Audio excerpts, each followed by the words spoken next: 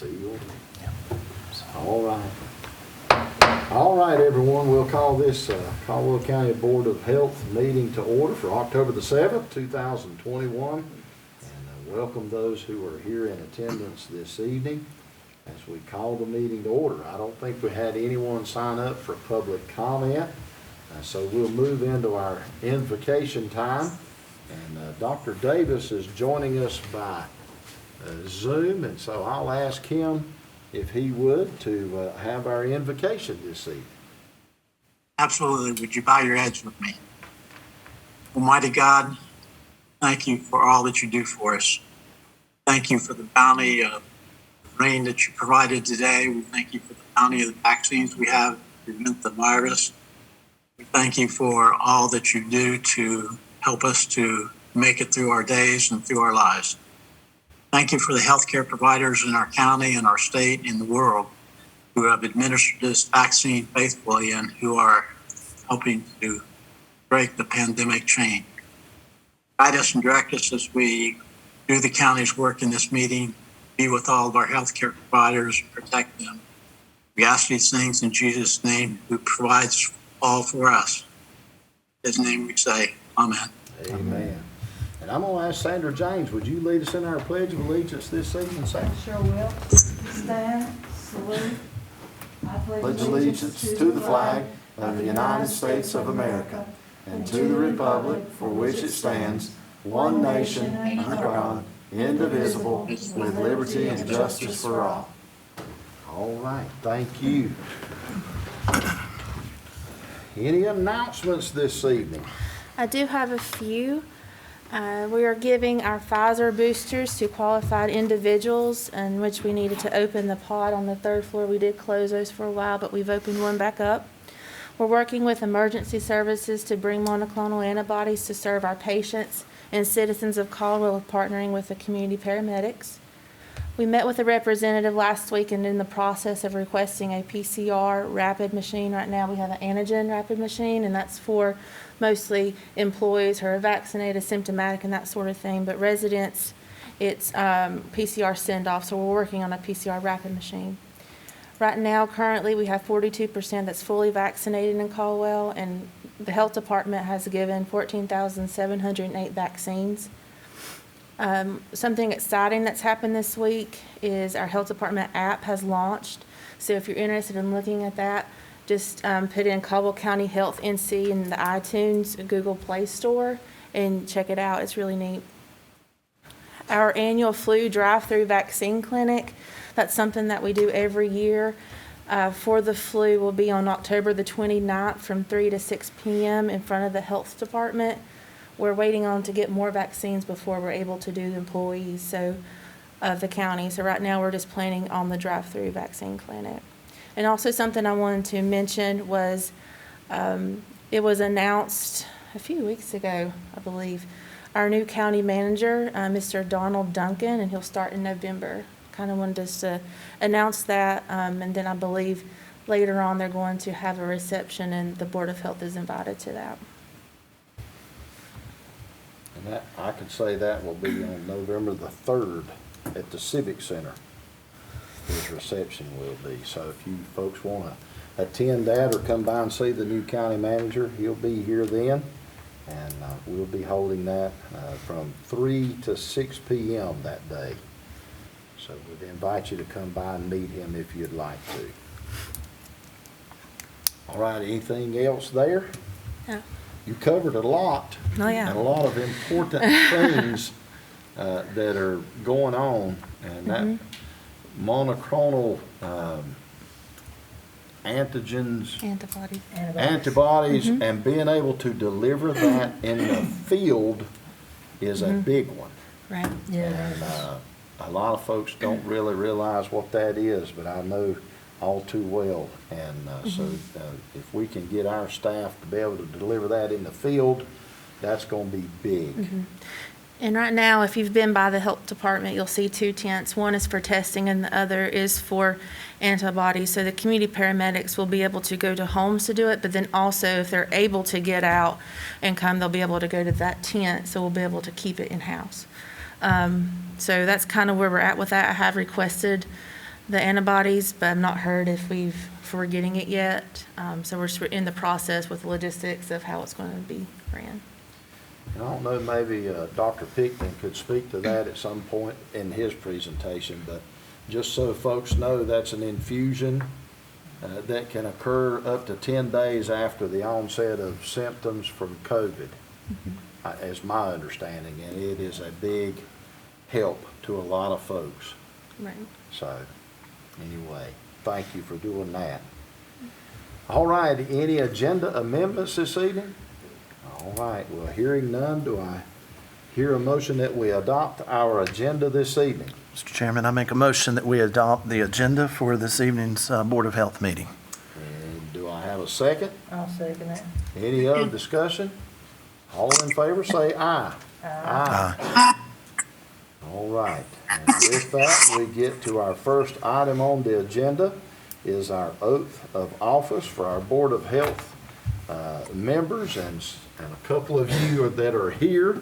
I'll pass a Bible that way, and Wayne can get his Bible, and Angela is joining by Zoom, and she can place her left hand on the Bible and raise your right hand.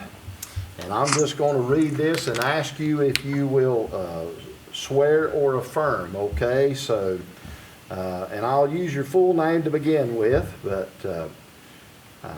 do you, Wayne L. Rash, Angela Clark, and Sandra James, solemnly swear or affirm that you will support the Constitution of the United States, so help you God? And if you do, say I do or I affirm.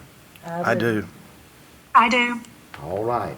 And do you, Wayne, Sandra, and Angela, do furtherly, solemnly, and sincerely swear or affirm that you will be faithful and bear true allegiance to the state of North Carolina and to the constitutional powers and authorities which are or may be established for the government thereof, and that you will endeavor to support, maintain, and defend the Constitution of said state, not inconsistent with the Constitution of the United States, to the best of your knowledge and ability, so help you God? I do. I do.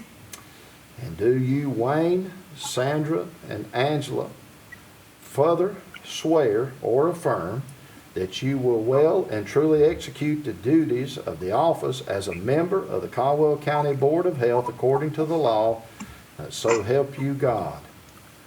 I do. I do. And with that, you have been sworn in. So congratulations and thank you. And again, Angela, we'll have yours at the Register of Deeds office for you to come by and sign. And everybody else, well, I don't think I've passed Sandra hers yet this evening. So Sandra, if you'll sign your 3 copies, and then you can keep one and pass 2 back. How's that? I believe Dr. Davis was supposed to be on that list, so we'll be down. So we were supposed to swear Dr. Davis too? Is he in? Libby? Okay. Just tell me No, I think I was just in error. Okay. Okay. All Just making right. sure. I saw his hand go up. So I Well, didn't know. I'm telling you now, we can swear you. Presented doubt. All right. So again, we appreciate you folks and your willingness to serve on this board, and appreciate the opportunity to share and be a part of this board with each one of you. And you all bring certainly a position of knowledge and understanding, and Caldwell County is fortunate to have each and every one of you who serve on this board. And so I would like to say thank you for that and for your service. And so with that, we will move to our election of officers. And we typically elect a chair and a vice chair. And so with that, I guess I could pass that over to our health director. Yep. To carry out that election this evening. So passing it on. All right. So I'll open up the floor for chair. Do we have any nominations for chair of Board of Health? Madam Director, I would nominate Randy Church to continue serving as Chair of the Board of Health. Okay, do we have a second? Second. All right. Any other nominations for Board of Health Chair? Okay. All those in favor signify by saying aye. Aye. Aye. Any opposed? Congratulations. Oh, thank you. Congratulations once You again. passing it back? Yeah, passing it back. All right, so with that, we will have open nominations then for vice chair. And does anybody have a nomination for vice chair? Y'all are all quiet this evening. So I'd like to nominate Wayne L. Rash as our vice chair. And I'll call for a second. Do I have a second? Second. I'll second. All right. I'll second. Okay, are there any other nominations? Hearing none, I'll close nominations. All in favor of Wayne Rash being our vice chair, signify by saying aye. Aye. Aye. Any opposed? Oh, you got in full. Congratulations. Congratulations, Wayne. All right, so again, we appreciate everybody and your willingness to allow us to serve in this capacity.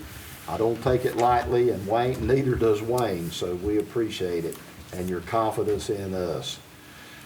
So we're moving in our agenda to the minutes from our June 3rd meeting. I hope everybody had an opportunity to review those, and do I hear a motion that we adopt our minutes from June 3rd? So moved. I make a motion, we adopt the minutes as written. All right, Dr. Davis. is Second. the motion. Second over there, and the third over here. So, all in favor, signify by saying aye. Aye. And that motion carries, so thank you for that. That brings us to our section of reports, and this evening, our first one is our financial report. Miss Jeannie Walker, and she's going to have a 2021 final update, and along with a 21-22 update, and any budget amendments this evening. Good evening, everyone. Good evening. I know the board members that are here have the budget for our final budget, but those who are not in attendance, we can email that to you. Okay, for our fiscal year 2020 and 2021, we expended 87% of our expenditures, and we received 93% of our revenue for the year ending 2021. And we expended or received 78% of our revenue from the county.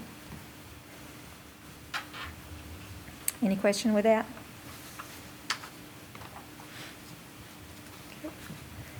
And for our current budget summary, this is for the month ending of August, because as you know, this is usually a month or two behind.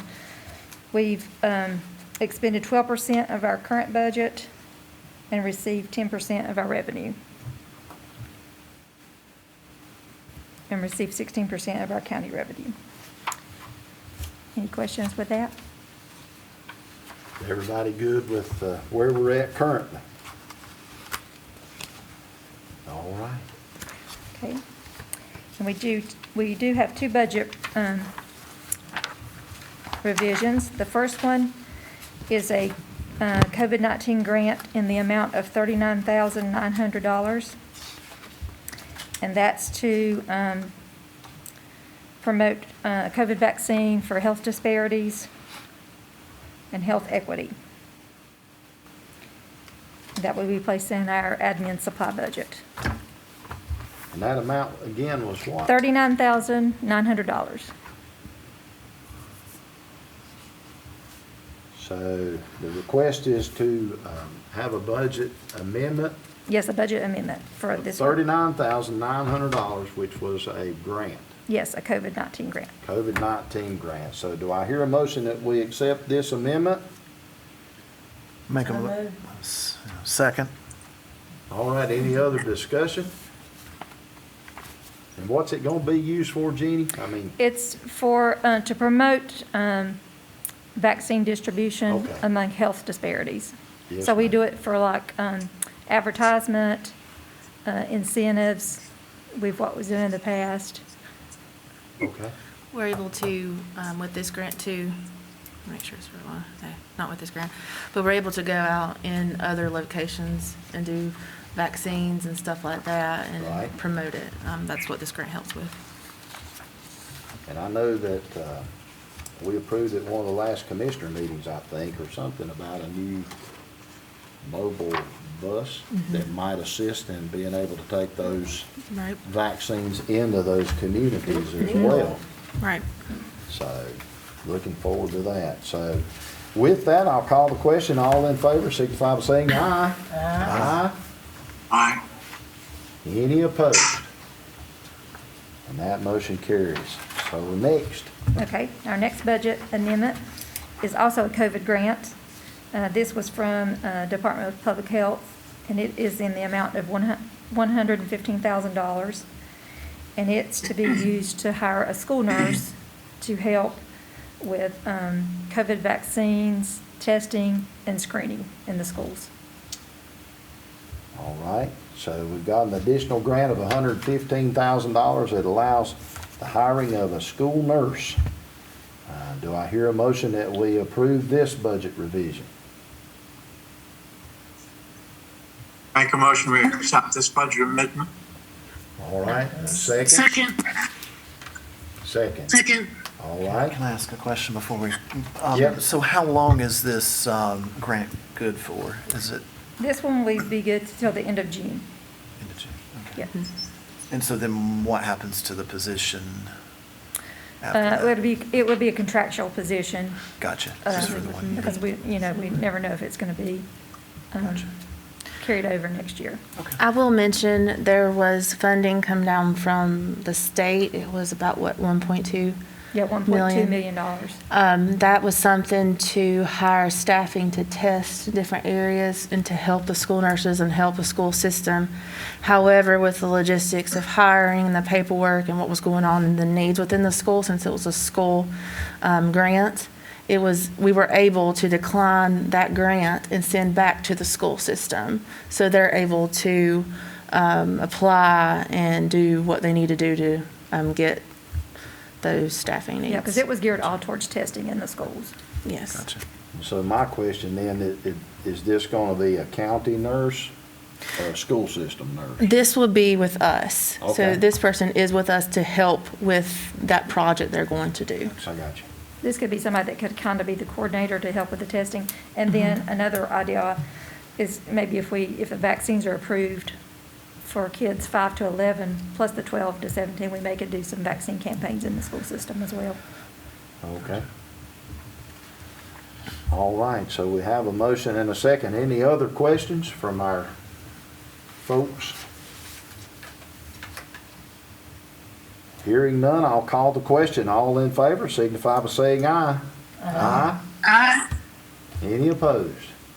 And that motion carries. Okay, thank you. Thank you. Next is our public health update, and our first item on that is an environmental health report, and our environmental health director slash supervisor slash go-to guy, Adam Jones, is with us this evening. I started March 1st here as environmental health supervisor, and in the past there were issues with a backlog in staffing, and they coincide, they're related to one another. So I'll address both of those issues simultaneously. As of March 1st, we were working on applications from September 2020 when I took over. Right now, we're finishing the month of May and actively working on applications from June and July. So we are making headway. When I started, there were 2 staff. I was the third. We did not have an administrative assistant. We were greatly understaffed. We have hired staff, counting myself, an administrative assistant. There are now 8 within environmental health. I have 3 full-time doing on-site in wells. That's your septic and wells program. I have 2 full-time focused in your food lodging institution program. Our newest hire is an intern. He's going to spend part of his time in each department.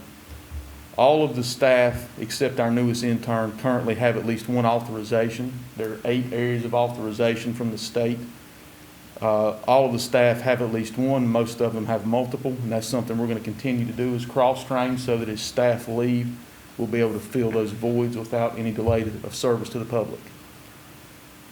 The 8 areas we focus on are child care and school sanitation, child lead poisoning prevention, our food lodging institutions, migrant housing, on-site wastewater, public swimming pools, tattoos, and private wells.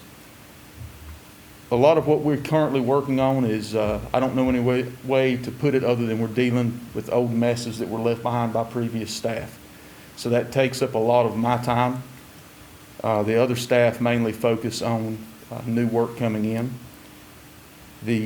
Some of the issues we've encountered were a filing system that had not been maintained. It was impossible to find data from the past. There were legal issues with how easements had been recorded in the past. So that's all stuff that's fairly involved, and most of the staff we have, except for myself and one other person, is very new, inexperienced, so that's primarily stuff I'm having to do myself. Some things, I think by the first of the year we will pretty much have resolved the backlog. Hopefully none of you folks will be getting complaints about us again. One of the big things we're working on in the future to help with that is a project that we're working with the planning department and also building inspections on is a new software system. The software we currently use was developed in the mid-90s. It was primarily for building inspections, and it's more or less an electronic file cabinet. There's no way to issue permits or conduct inspections with this software like most of the other counties in the state use. So we're working on that. We're going to present that to the commissioners in the November commissioners meeting. Some specifics about that software. All in all, I think environmental health is headed in the right direction. It's been a long and tedious process to get to this point, but I think we're moving in the right direction. We've got good staff now. We're trying to provide them with adequate training. There is one thing I would like to ask this board about. At some point in the past, a mandatory pit requirement was passed where all property owners were required to dig test pits. I'd like to see that revoked. It's very expensive for property owners. In a lot of cases, it is not necessary.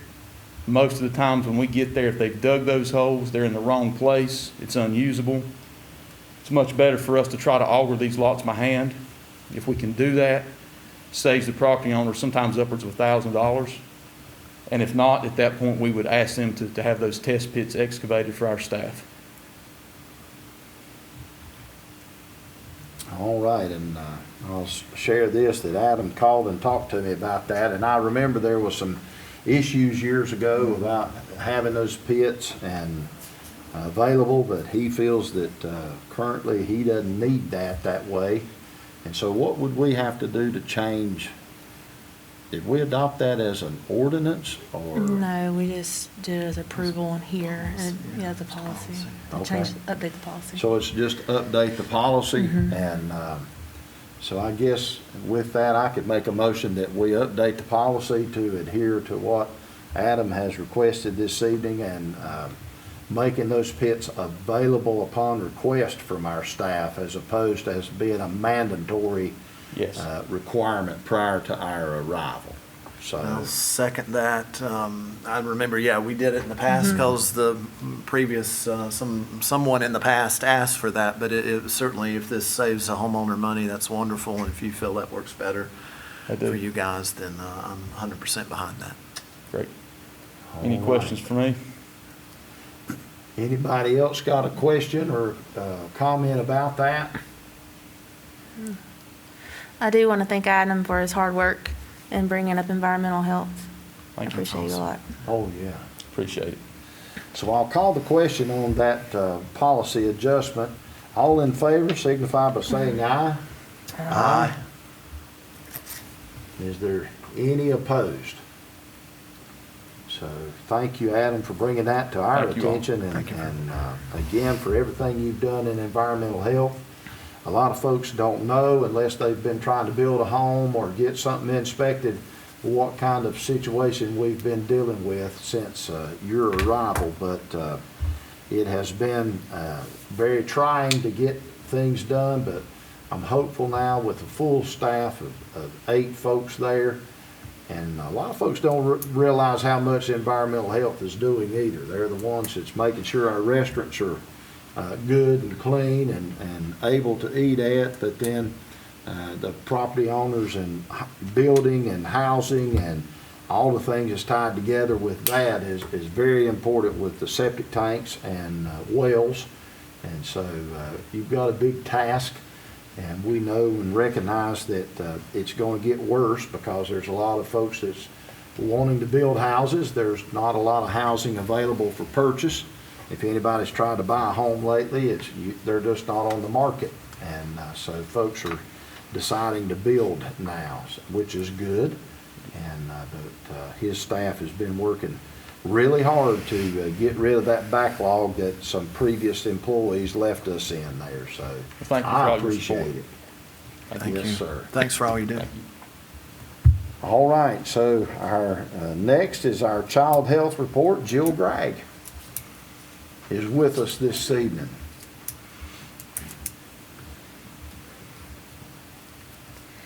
Okay, so I'm going to report on some statistics from North Carolina and Caldwell County, and then I made my own health department report card to see how our department's doing.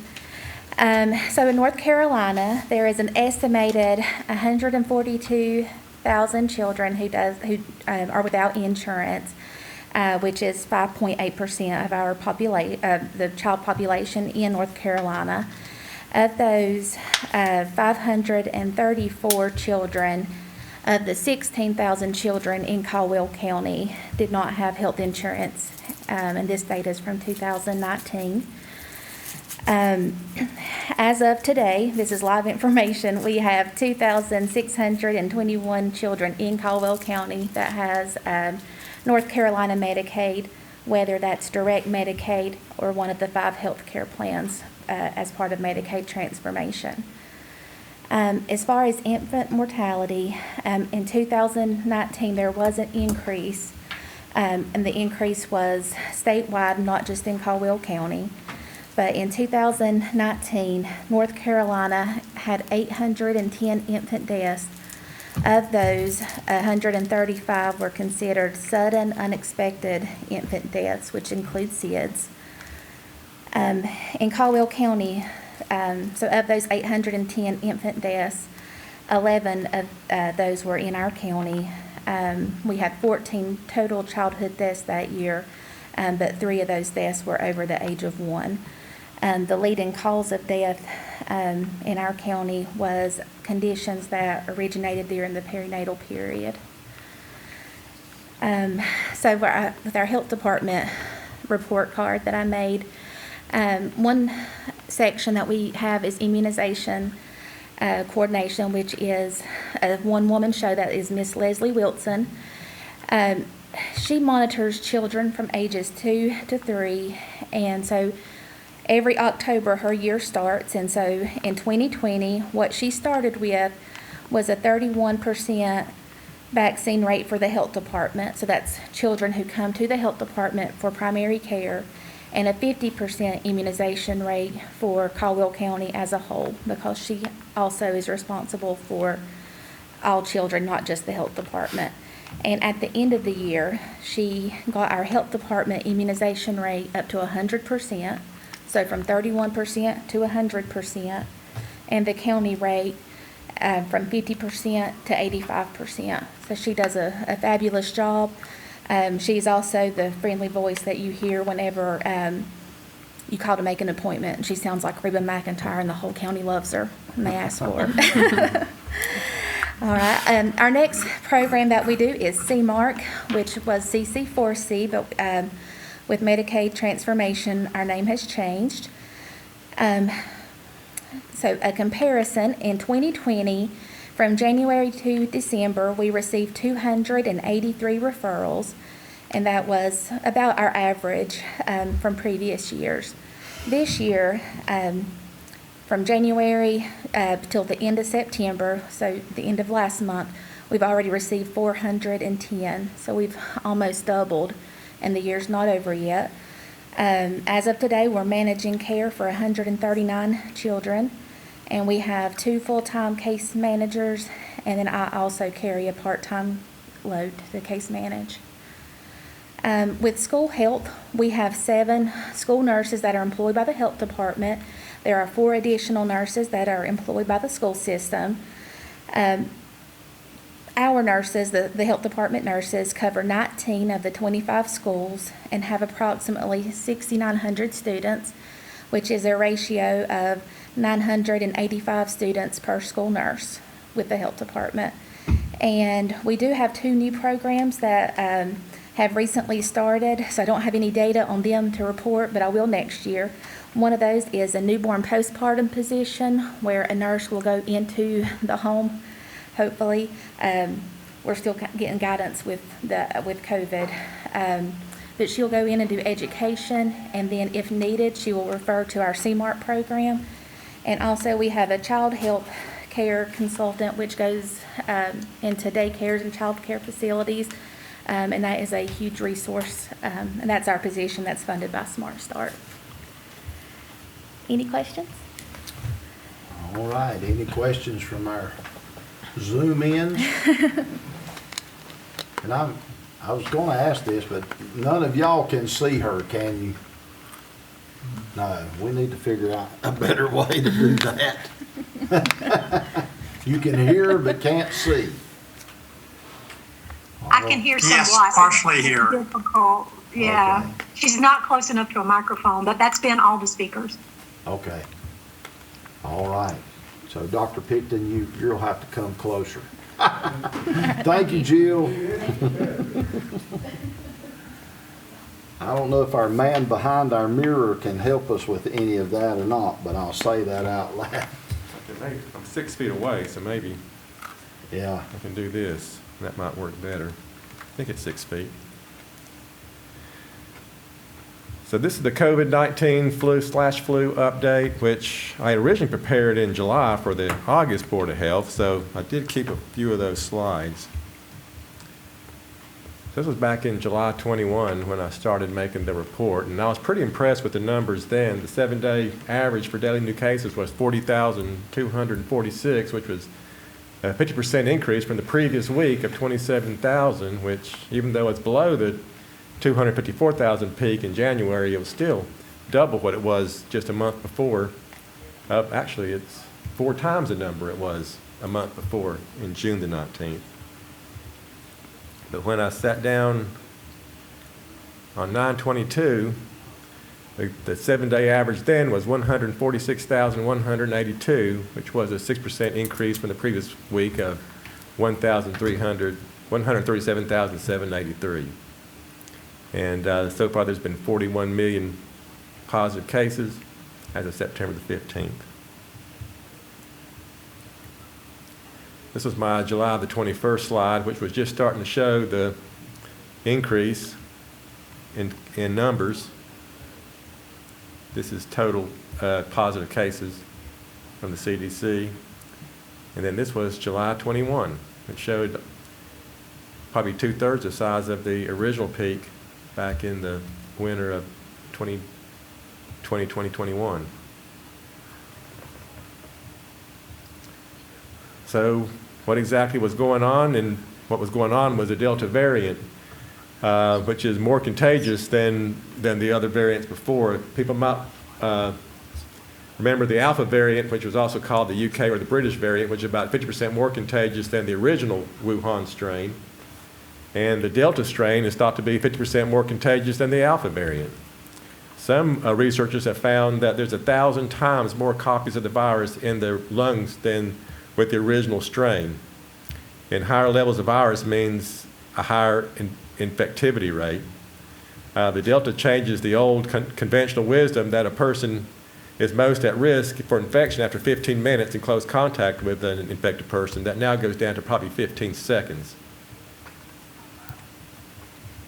So the Delta strain is incredibly more contagious. This just shows the Delta variant. You probably can't see it, but the variant in July of 22 was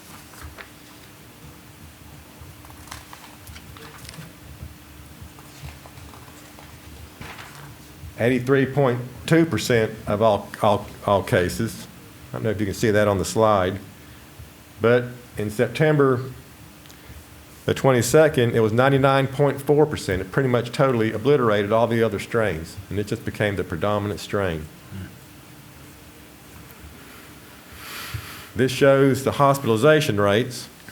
Again, it looks like it was starting to level off at the end of September.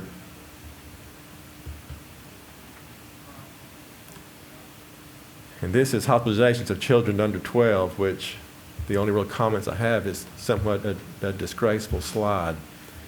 Unfortunately, this is a population that were unable to get vaccinated, and we were unable to protect them from getting infections. COVID deaths, again, have gone up substantially from the lull in the summer. This is some newer North Carolina data. I just got this last week, and this shows the total number of cases in North Carolina, which, even though are still high, looks to have a decreasing trend. And again, hospitalizations, even though they're still much higher than they were, are starting to show a deceleration. Now, I don't think this is from vaccinations. I think we have just had such a high infectious spike, they're starting to run out of uninfected people. This is just county data, shows the last 14 days. Caldwell County is, I think, a light blue, which means it's between the 623 to 785 per 100,000 cases. I think the total number of cases in the last 14 days was 580.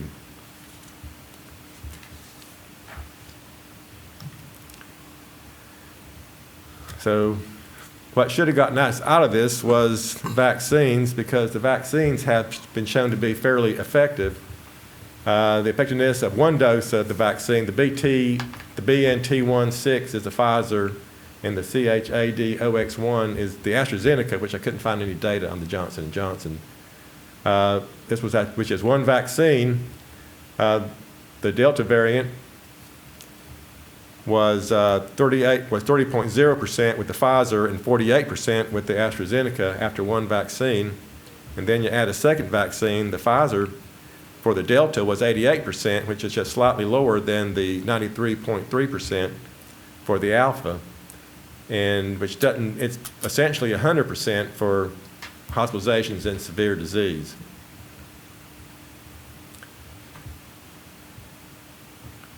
So the vaccines have shown to be very effective, even with the second dose of the AstraZeneca, which is the DNA virus.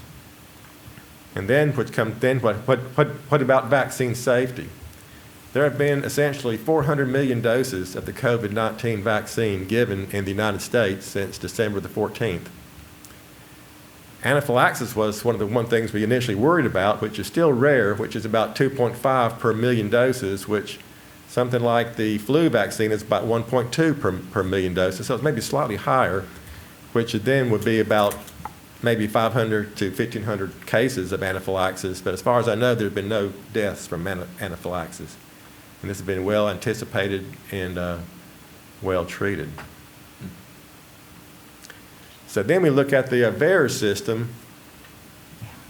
The VAERS, or the Vaccine Adverse Event Reporting System, is actually a co-managed system by the CDC and the FDA, and it's a system that actually looks for adverse events from vaccines, and this is a passively, it just collects adverse events from people that call them in. So who can call in a VAERS report? Anybody can call in a VAERS report, a family member, a healthcare provider, a vaccine manufacturer.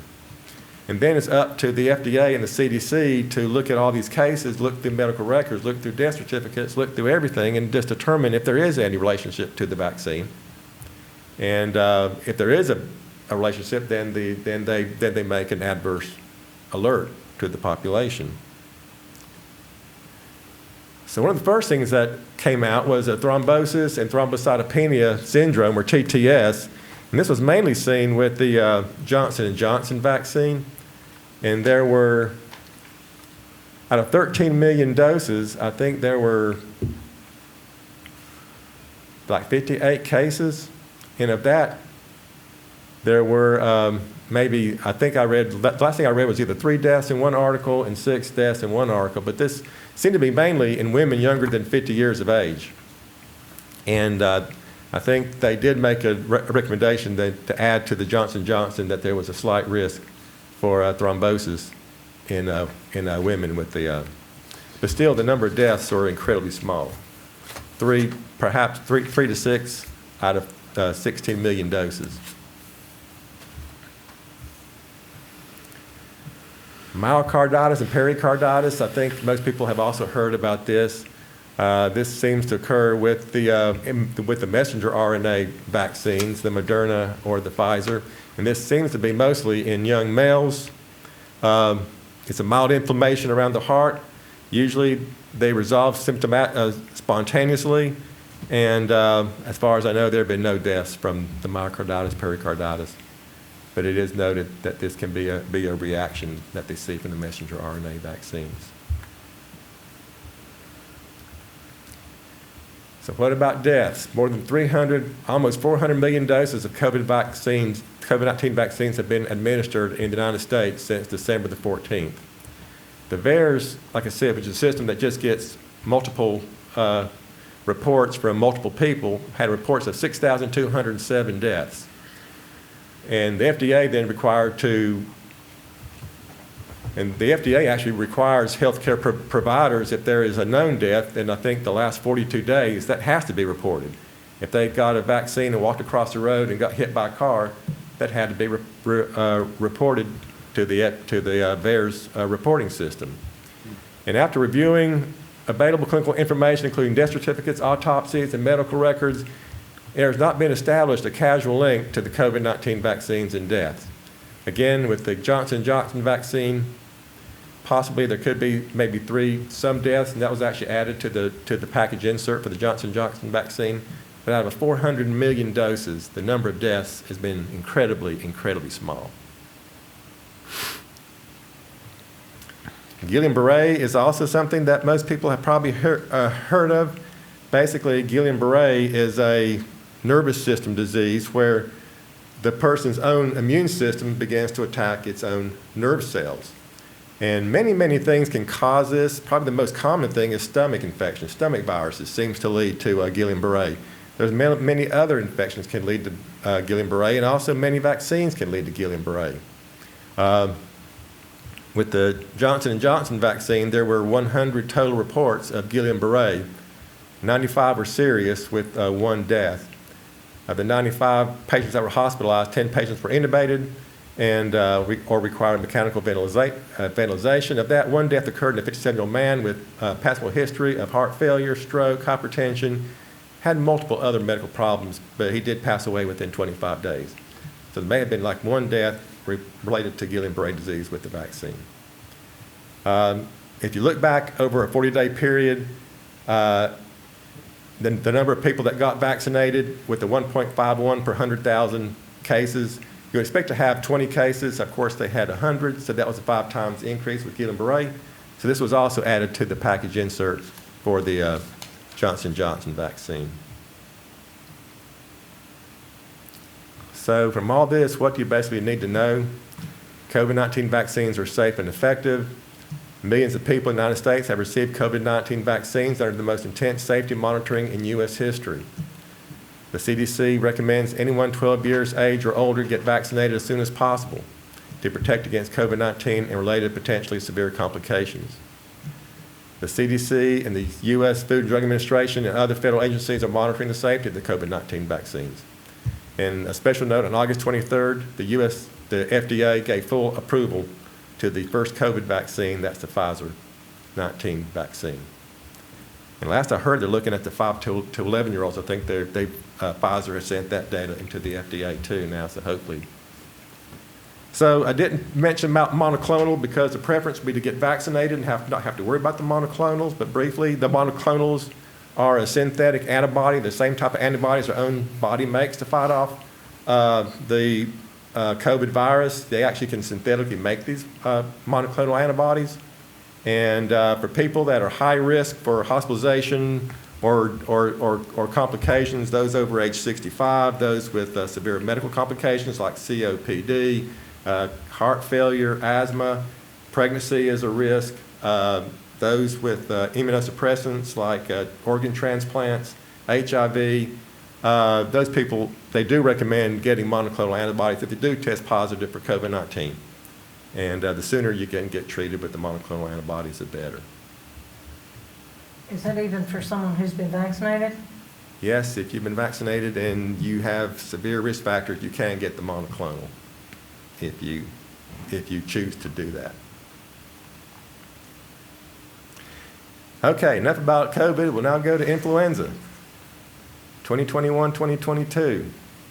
What's new for 21-22? Again, they have developed the new composition like they do every year. The CDC looks what's happening in the southern hemisphere, and they make the composition for the flu vaccine for the northern hemisphere, and that has been completed. All flu vaccines are quadrivalent now. There are no more trivalent, they're all quadrivalent. Flu vaccine and COVID vaccines can be given at the same time. Flu vaccines are recommended for anyone over 6 months of age. And you can get one in one arm and one in the other arm on the same day. Again, what else seems to help? Prevention. Prevention is always helpful for viral infections. Avoid close contact with anyone who is sick. If you're sick, don't go out. If people are sick around you, stay away from them. Pretty simple objective there. Cover your coughs and sneezes. Wash your hands with soap or water or a hand sanitizer. Avoid touching your eyes, nose, or mouth. Clean and disinfect surfaces and objects that may be contaminated with the virus that caused the flu. Wearing a mask and social distancing drastically reduced influenza last year. Total flu deaths in North Carolina for 2020-2021 was 7. For 2019-20, it was 186. The year before that was 203. For 3 years ago, it was 400 almost, 200 5 years ago. Wearing a mask and social distancing reduces all respiratory illnesses. Take-home message, get vaccinated for the COVID-19 and influenza. You can get it together, one in each arm, and as I think Anna mentioned, we're having the flu drive-by October 29th from 3 to 6. You can get your flu. We're not doing COVIDs just because we don't have a place where they can wait for 15 minutes in a quick vaccine clinic, but you can come get your flu vaccine. Can you get your flu vaccine now? They're ready? We do have flu vaccine now. We can give it. I think most pharmacies have them, and we have a small supply. I think we're vaccinating our nursing homes right now. We usually vaccinate our nursing homes first. For people that are high risk in our clinics, we do vaccinate them too. Like I said, for general public, we hopefully will have some ready by October 29th. Very well. Thank you for your report, sir.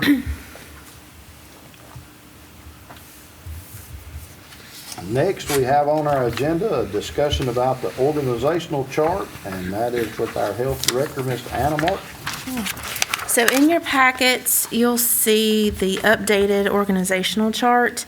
We've been working on this for a few months now, and I believe the last meeting we had, it was in there as well.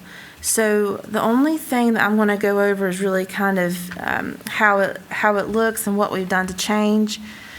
So, of course, you see the Board of Health at the top and then the Health Director. Then you'll also see Assistant Health Director, Medical Director, Animal Control Health Promotion, WIC, Environmental Health and Management Support.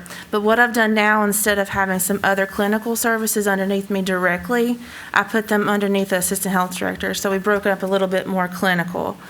So the clinical services, except for the Medical Director, will report straight to the Assistant Health Director. So that'll be women's health, the clinic, child health, dentist, the lab, and then I did put finance with that as well. So we're kind of broken up at even, but in a way, that's still kind of like a ladder. They'll go to the Assistant Health Director, and then I would be the second go-to for that. So that's how I broke that one up. And there's another paper you can see a little bit clearer since this is really small. But that's how the new organizational chart is updated this year.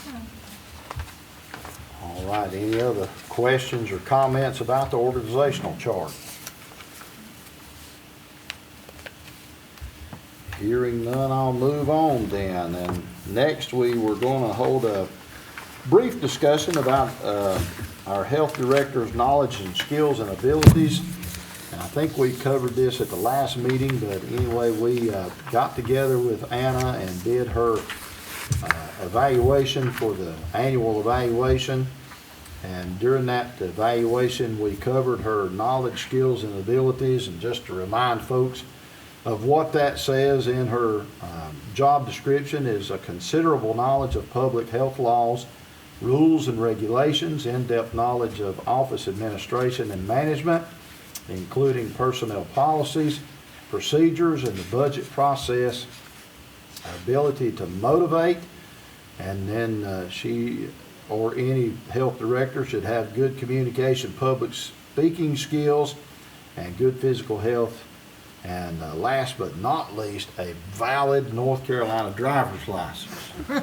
She did meet all of that criteria, and we are doing this for our accreditation because we have to do that as well. And so anybody got any comments about her knowledge, skills, and abilities or concerns?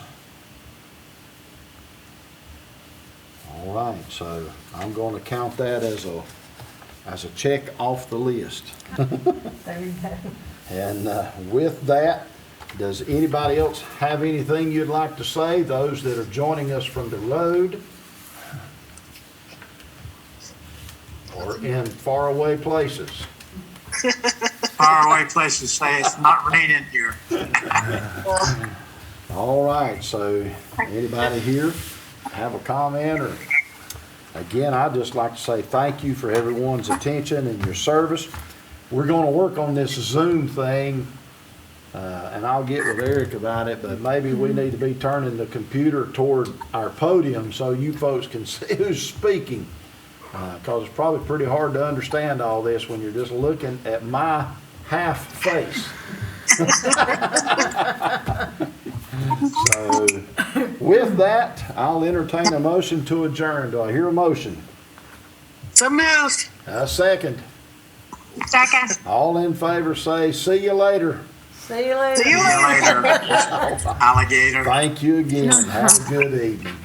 Hi, guys. Bye. Bye. Did you do it?